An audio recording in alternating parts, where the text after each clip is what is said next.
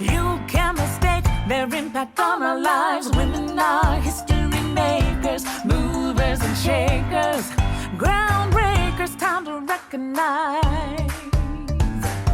Time to recognize. Hi, my name is Rochelle, and welcome to another episode of Westpark Church Women Wednesdays, a place where we encourage, support, serve, and grow in Christ as we talk about topics concerning women.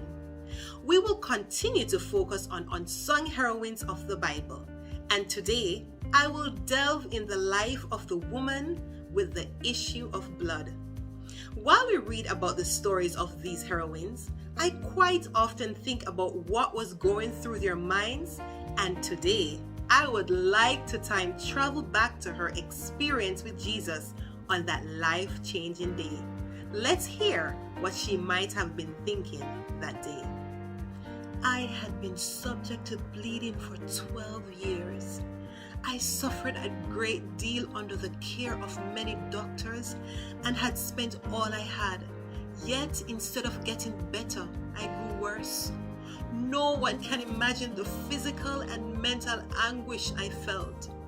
I was so pale and exhausted from the constant loss of blood.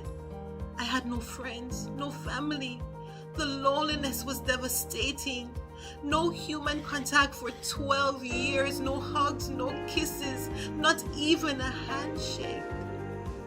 I kept my eyes to the ground, hoping no one would see me, but they did. Everywhere I went, people fled. Sometimes seeing me on the street, they would run to the other side or go back in the direction they were coming from. They were terrified of me. Maybe it was the thought that whatever I had would be transferred by a simple good morning or good afternoon, and finding rest in their bodies, infecting them, making them the untouchable, the unclean. For 12 years, I bled non-stop. This was no regular spotting. My body had lost all its vitamins and minerals. I was weakened by my condition. My hands were cold and shriveled. No matter how many times I bathed, the stench clung to me like a coat I couldn't rid myself of. Doctor after doctor, they told me, "There's no hope for you. Go home and wait to die." But I never lost hope. As long as there was breath in me, there was hope. I prayed day and night, sometimes praying for death to come and snatch me away from the suffering. But death never came. Instead, a man named Jesus came. He was rumored to have the power to make the blind see, the lame walk, and healing of the sick. That day he was in my town. A large crowd followed and pressed around him. I had to touch him. I needed to touch him. Even if he couldn't touch me, I had to touch him. So I pressed through the crowd. If only I could touch the hem of his garment, maybe I could find healing in him. Excuse me. The closer I got to him, the farther the crowd pushed me away. I was a desperate woman on a mission. I had to touch him. Pushed to the ground, I stretched and touched the hem of his garment. Immediately, something incredible happened. I felt power, like electricity surging through my anatomy, and he felt the power that was released from his body. He asked, "Who touched me?"